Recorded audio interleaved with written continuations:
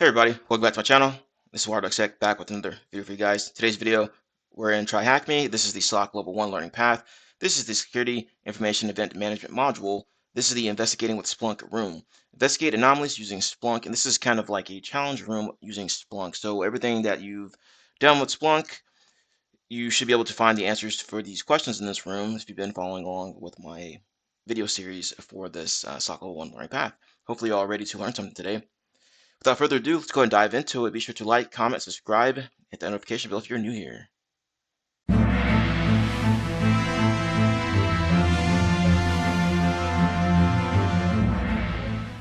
Task 1, investigating with Splunk. SOC Analyst Johnny has observed some anomalous behaviors in the logs of a few Windows machines. Looks like the adversary has access to some of these machines and successfully created some backdoor. His manager has asked him to pull those logs from suspected hosts and ingest them into Splunk for a quick investigation.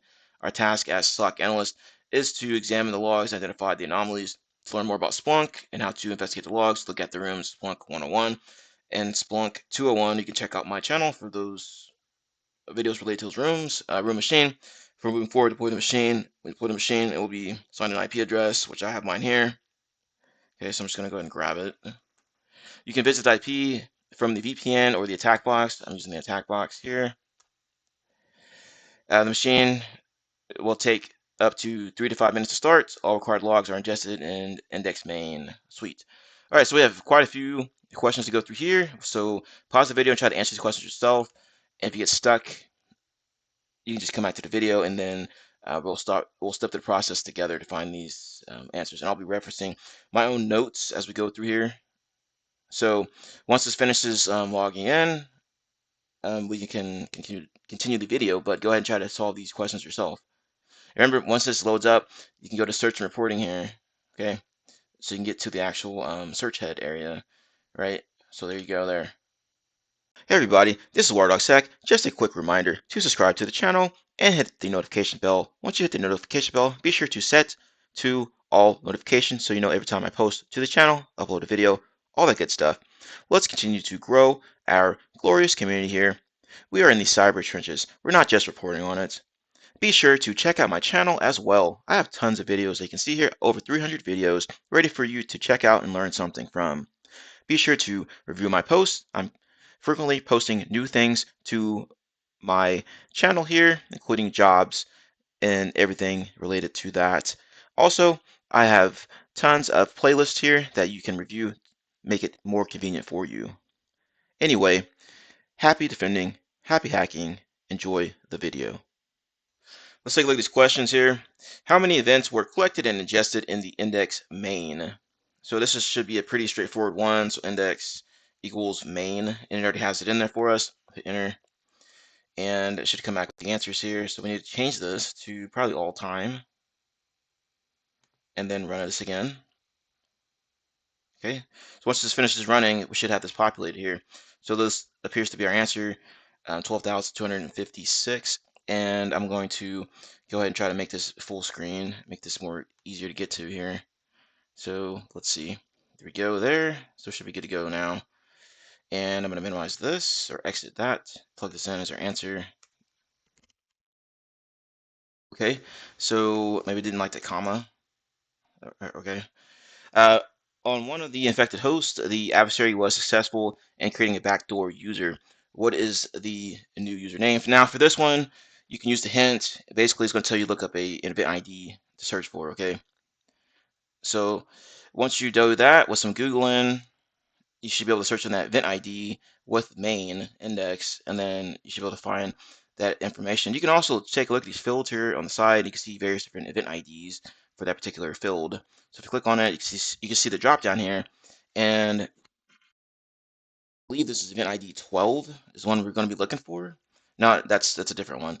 That's the next one. We're going to be looking for event ID 4720. So if you do a Google search on that, that should be the one we're looking for in this particular instance here. So event ID equals 4720. So I'm going to grab this out of here. Okay, hit enter. And now we should be able to find our answer inside of here. Okay, and it says that what's the new username?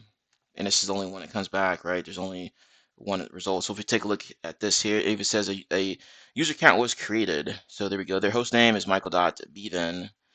Okay, so this is good information to take into consideration here. There's account domain there, account name James. Interesting stuff here. So let's take a look, see if there's anything else we need to look at through here. There we go. So SAM account name looks like Alberto, but if you take a closer look here, the L is not an L, it's a 1, and that's highly suspicious here, right? So it looks like someone was trying to maybe impersonate this user called Alberto, possibly. But anyway, it looks like they created Alberto on there because you can see the subject username is James, and then you can see the target username is Alberto with a 1 for the L. So we're going to plug that in as our answer there. And it says on the same host, a registry key was also updated regarding the new backdoor user. What is the full path of this registry key? Like I said earlier, you're gonna have to do some Googling or ask ChatGPT or something like that. You'll come across this event ID 13, or even I think you can look at 12 or 14 for Sysmon information. So we're gonna grab just 13. I think 12 will work as well, but we're gonna use 13 here in this particular instance. And that should give us back some information. So we have one event here to sort through. And basically, we need to grab this target object area.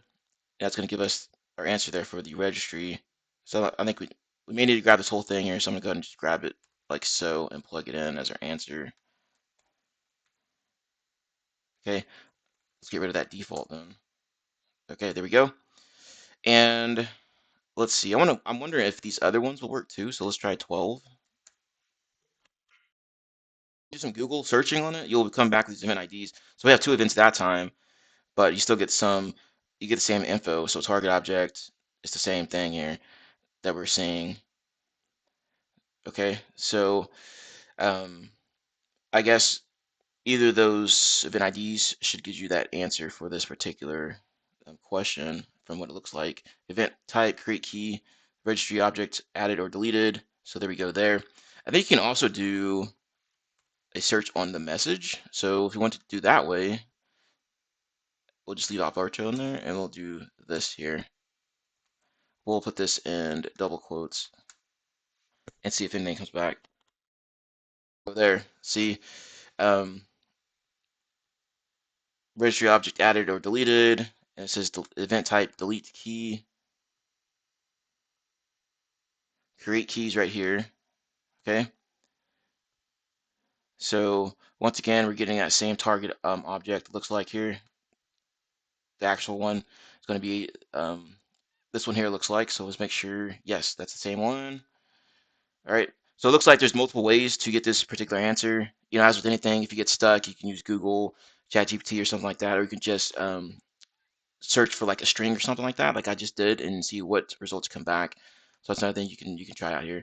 Next one, examine the logs, identify the user that the adversary was trying to impersonate. Well, it's probably going to be Alberto, right? I mean, looks like Albert. So if we go in and take a look at this, let's just do a search on main and see what comes back here.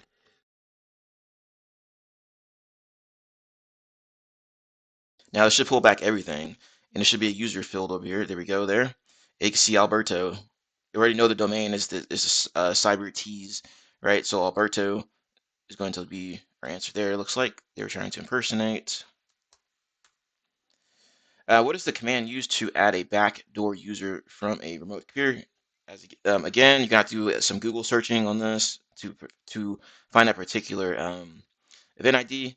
So anyway, for that one, you can search index main and Alberto, or you can also just search on this event ID 60 or 4688. And you can see what it stands for here. Okay, so let's go ahead and try that. Event ID 4688, and let's hop back over to our VM. Okay, event ID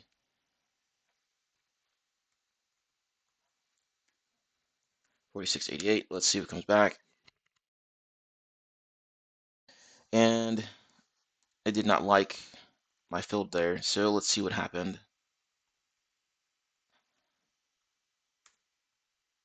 Okay, let's try this now. 4688. I'm making so many typos right now. Let's see. Now we have 25 events for this one here. Okay, so process creation, and we need to define the command used to add a backdoor user from a remote computer. Now, if you know anything about adding users to like Windows boxes and command line, you can try to search for maybe net user or something like that. That's probably going to be the command here that we're looking for, or something that entails that. So let's see, net. See anything comes up there? Nope. So now we're going to have to take a look at probably the side here, the side panel, and see if any interesting fields come out. And maybe command line will say something here. Let's see. There we go here. This one seems of interest. Okay. Process call, create net user add, and you can see even see the password in there. So this is probably what we're looking for. Let's go ahead and just grab this here. All right, so let's plug this in. How many times was the login attempt from the backdoor user observed during the investigation? So we're basically going to do a search on this Alberto with the 1 in it instead of an L. So let's go ahead and do that. Let's get rid of all this stuff here. And we'll see if anything comes back. Basically, what they want you to do here is sift through these logs to see if you get any event IDs that correlate to this particular activity, this login activity. And once you get done searching through here, you're not going to find anything because they didn't try to log in. You can even take a look at the side here and look at event IDs here, and you won't find a corresponding event ID for that. Okay, so it should be 0 for this one. And maybe even something else here that will tell you some information on that. So if even the message has some information about new user creation and stuff like that, it looks like here. All right, so I'm going to put 0 on there because it doesn't look like there's anything logged in after we got done reviewing the events. What is the name of the infected host on which the suspicious PowerShell commands were executed? So we're looking for PowerShell, which we already know the host is probably going to be what we saw earlier. So let's see here if that came up. Host. Yeah, so we got 2 in here.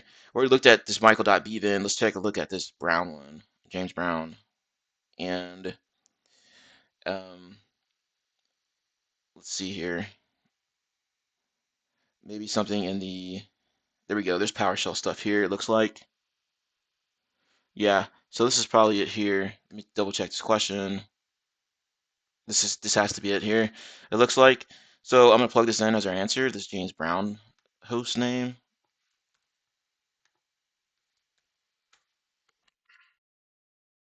You probably could just also do a search on like PowerShell, probably. Just type in PowerShell and see if anything comes back. I believe I had that in my notes as well.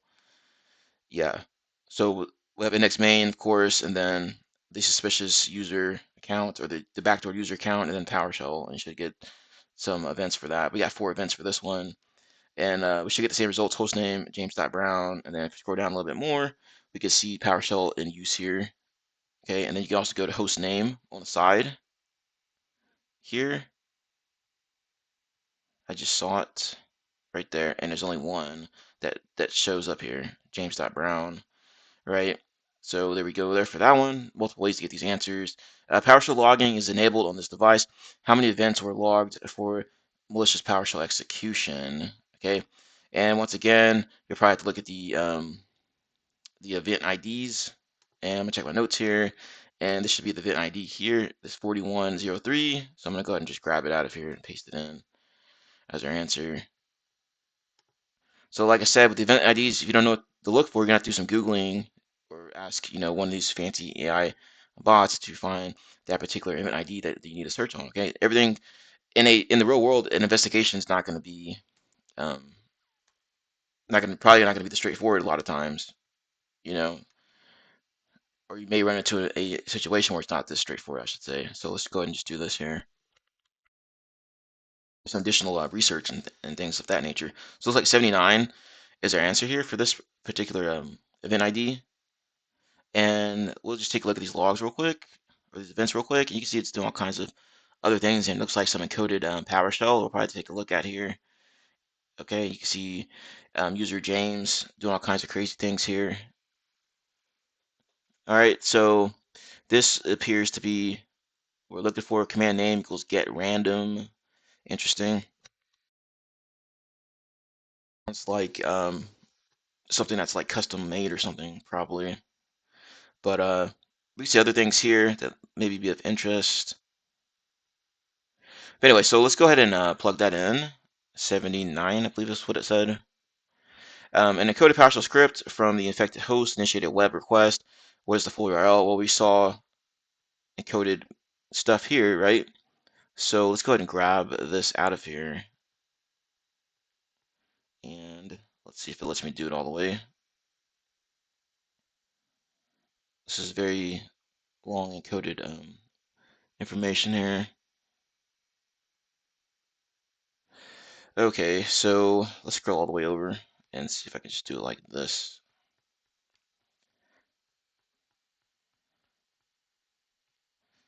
Okay, so let's do this here. Copy that, and then we'll plug it into our favorite tool out here, Cyberchef. And we'll get rid of the rest of this stuff at the bottom we don't need. And now with Cyberchef, you got to go in here and you can plug in the recipe from base64, so make sure you have that in there. Make sure you have the code text, and then you have it set to this encoding here for PowerShell. Okay, and as we are examining the coded output here, we should be able to find something of interest. Download data, there's a bunch of stuff in it. So we need to find that web request, news.php. So that's interesting there. Looks like another base64 string there. All right, so it looks like we may need to see what this is as well. So let's go ahead and grab that, like this, and see if it, I'm not sure if it'll let us plug this in at the bottom. Maybe it will. Oh, there we go. So we have this 10.10.10.5, and I'm trying to see if they need the whole thing in there. Yes, they do. Okay, so they'll need the whole thing in here. Once you start looking around inside of this decoded PowerShell, you can see the first part that we need here is 10.10.10.10.5, and I also threw in this defang URL down there, so we're going to grab this first part here. And the second part we need is going to be this / news.php. Okay, so let's go ahead and plug this in as our answer.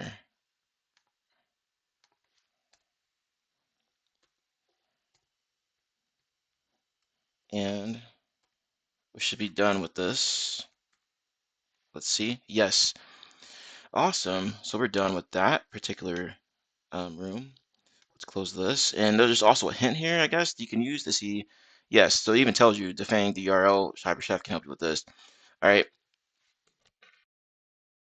And that's pretty much the end of this video. But some other interesting resources, I'll have the URLs, of course, in the description box of this video. So be sure to check that out if you want additional resources.